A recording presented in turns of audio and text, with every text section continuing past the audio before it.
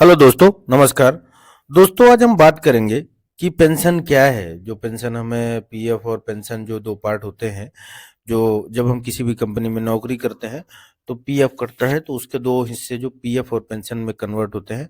तो उसमें pension part क्या है, तो उसके परिचय के बारे में हम जानेंगे सबसे पहले। उसके बाद उस योजना का उद्देश्य क्या है, इस बारे में बात करेंगे। कितना कंट्रीब्यूशन आपका होता है, कितना कंट्रीब्यूशन कंपनी मिलाती है और किस तरह से इसमें गवर्नमेंट मिलाती है। तो ये तीनों हिस्सों का जो योगदान संरचना है, ये जानेंगे। चौथे हिस्से में हम जानेंगे कि किसको पात्रता है, किसको मिलती है, इसकी एलिजिबिलिटी क्राइटेरिया क्या है। और उसके बाद उसके मुख्य अपडेट जो भी हैं 2025-26 के, हम उस बारे में बात करेंगे सर। तो दोस्तों, सबसे पहले जो परिचय है, परिचय पे आते हैं। तो ईपीएस क्या है? EPS employ pension scheme 1995 EPFO द्वारा संचालित एक सामाजिक सुरक्षा योजना है जो सेवानिवृत्ति मीन्स रिटायरमेंट में और परिवार और विकलांगता की स्थिति में पेंशन प्रदान करती है। मतलब जब आप रिटायर होते हैं उस केस में, या अगर आप विकलांग हो उस केस में, या अगर जो बीमित व्यक्ति है, जो कर्मचारी है, उसके नहीं रहने की स्थिति में उसको परिवार को पेंशन प्रदान करती है। योजना का उद्देश्य क्या है दोस्तों? योजना का उद्देश्य यह है संगठित क्षेत्र के कर्मचारियों को न्यूनतम सुनिश्चित वेतन उपलब्ध कराना और पेंशन उपलब्ध कराना और उनके परिवार को सुरक्षा प्रदान करना। इसमें योगदान का जो संरचना होती है दोस्तों, वो ऐसी है कि योगदान 8.33 वेतन ईपीएस में जमा करता है तथा केंद्र सरकार 1.16% वेतन सीमा तक योगदान देती है।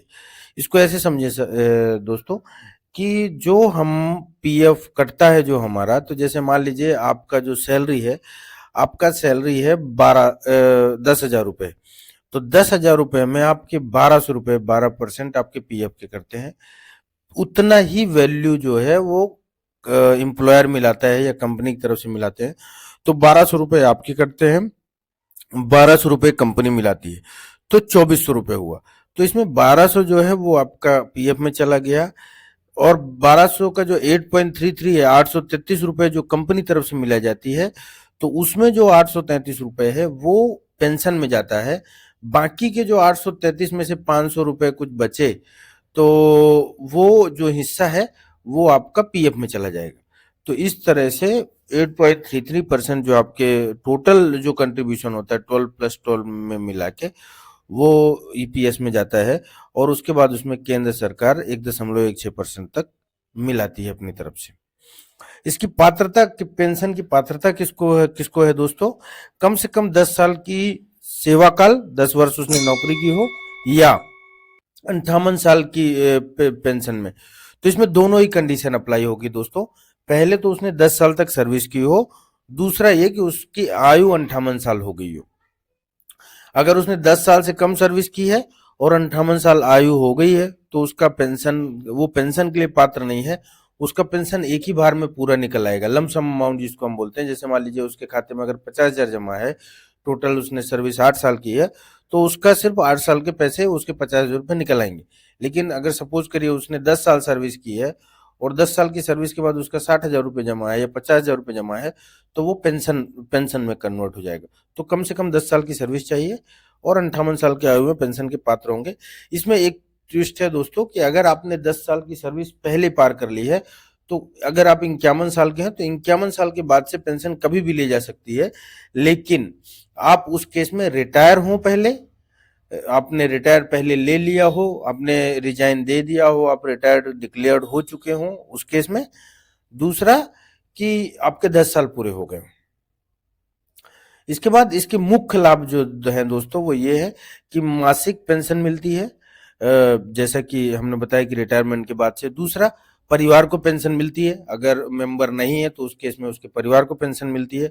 तीसरा ये कि अगर जो कर्मचारी है, अगर उसको विकलांगता की स्थिति में है, तो उसको विकलांगता पेंशन मिलती है।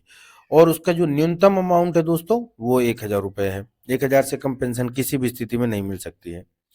2025-26 को जो अपडेट है दोस्तों, वो ये है कि न्यूनतम पेंशन बढ़ाने की सिफारिशें चल रही हैं।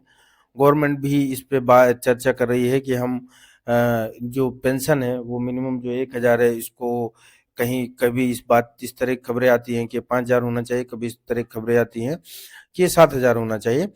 रिसेंटली एक इस पे अमेंडमेंट भी आने वाला है, जो सुप्रीम कोर्ट ने डिफाइन किया है कि जो हमारा पेंशन का जो पेंशनेबल अमाउंट का जो 15,000 का सीलिंग लिमिट है, इसको बढ़ा के हमें ज़्यादा करना चाहिए। तो इस तरह से तो न्यूनतम पेंशन बढ़ाने की सिफारिशें चल रही है। महंगाई लिंक्ड पेंशन होना चाहिए, बिल्कुल ठीक बात है। महंगाई जिस रेशियो में बढ़ती है, उस रेशियो में पेंशन भी बढ़ना चाहिए और उच्च पेंशन का विकल्प भी ओपन होना चाहिए। तो ये 2025 और 26 की अपडेट है दोस्तों।